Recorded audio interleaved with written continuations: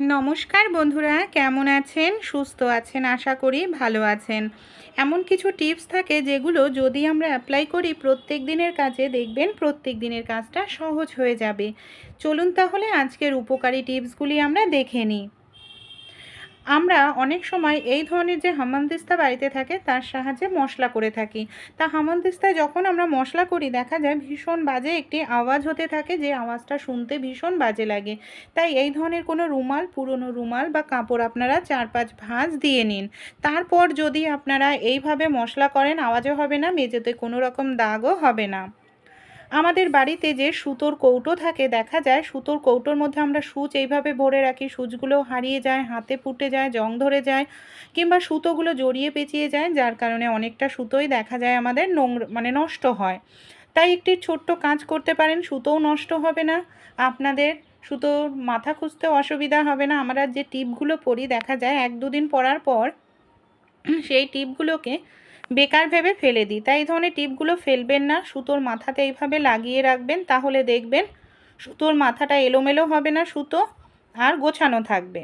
আর এই সূচগুলো যাতে জং না ধরে, না হারায়, এর জন্য ছোট্ট একটি কাজ আপনারা করতে পারেন। আমাদের বাড়িতে যে এই ধরনের শোলা থাকে, বেশ কিছুটা পরিমাণ আপনারা এইভাবে শোলা নিয়ে নিন, আর শোলার যে কোনো একদিকের মাথাটা এইভাবে সরু করে আমাদের দেখুন কেটে নিতে হবে, মানে ওপরের দিকটা একটুখানি সরু মতো করে নিতে হবে, যাতে রিলের মধ্যে খুব ভালোভাবেই ঢোকেই। দেখুন এবার আমরা কি করব, সুচগুলোকে শোলার মধ্যে এইভাবে ঢুকিয়ে নেব।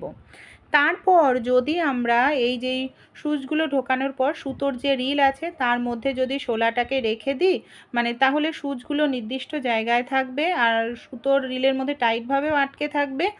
এতে সুচও হারাবে না, সুতোগুলো গোছানো থাকবে।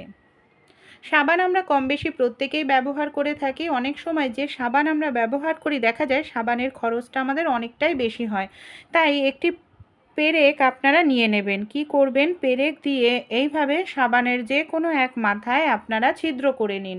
এইভাবে একটু গোল করে আমাদের ছিদ্র করে নিতে হবে। তারপর এটাকে আমরা কিভাবে ব্যবহার করব, এখানে দেখুন আমি নিয়ে নিয়েছি এরকম ধরনের যে ফিতা বা দড়ি থাকে, সেই ফিতা বা দড়ি নিয়ে সাবানের ছিদ্রের মধ্যে ঢুকিয়ে খুব ভালো করে টাইট করে গিট দিয়ে নিচ্ছি। এবার আমাদের যে বেসিন বা সিঙ্ক আছে তার মধ্যে এটাকে আমরা ঝুলিয়ে দেব। যখনই আমরা হাত ধোবো এইভাবে সাবানটা নিয়ে নেব, তাহলে আমাদের কি হবে, বেসিনটাও নোংরা হবে না, সাবানটার মধ্যে যে জল খুব তাড়াতাড়ি ঝরে যাবে, যার কারণে আমাদের সাবানটাও কম অপচয় হবে। ভালো লাগলে টিপসটি অবশ্যই কিন্তু আপনারাও ট্রাই করে দেখতে পারেন। এখানে আমি কিছুটা পরিমাণ নিয়ে নিচ্ছি লবঙ্গ, প্রত্যেকের বাড়িতেই থাকে, কিছুটা পরিমাণ গোলমরিচ। লবঙ্গ আর যে গোলমরিচগুলো আছে সেটাকে আমি এইভাবে একটু থেতো করে নিচ্ছি। একটি কাপড় বা এই ধরনের তাওয়ালে নিয়ে নিন, তার মধ্যে আপনারা এটাকে এইভাবে ভরে নিন।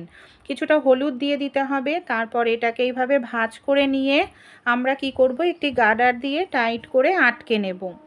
এটাকে কোথায় ব্যবহার করব, আমাদের চালের মধ্যে অনেক সময় পোকা ধরে যায়, তাই চালের কৌটোর মধ্যে এটাকে ভরে রেখে দিন, সহজে পোকা ধরবে না, অনেক দিন চালটা ভালো থাকবে।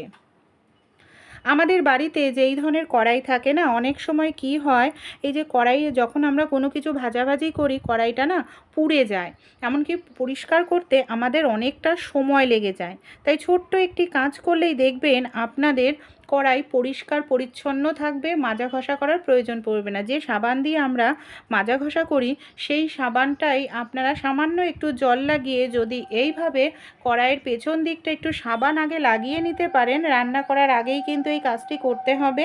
তারপর যদি আপনারা রান্না করেন দেখবেন তাহলে কি হবে, এই যে কড়াইয়ের যে তেল পড়ে যার কারণে কড়াইটা পুড়ে যায়, সেই পুড়ে যাওয়ার সমস্যাও কিন্তু আর হবে না, কারণ যেহেতু আগেই আমরা লাগিয়ে নিয়েছি এখানে সাবানের একটি লেয়ার থাকবে, যার কারণে কড়াইটা আমাদের পুড়বে না। এই দেখুন তেল কিন্তু চুইয়ে পড়েছে, কিন্তু কড়াইটা পড়েনি। আমি আপনাদের নর্মাল জল দিয়ে কড়াইটাকে এবার ধুয়ে দেখাচ্ছি।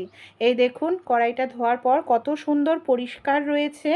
ভালো লাগলে টিপসটি অবশ্যই কিন্তু আপনারাও ট্রাই করে দেখবেন। দেখুন একেবারে পরিষ্কার পরিচ্ছন্ন রয়েছে কড়াইটা।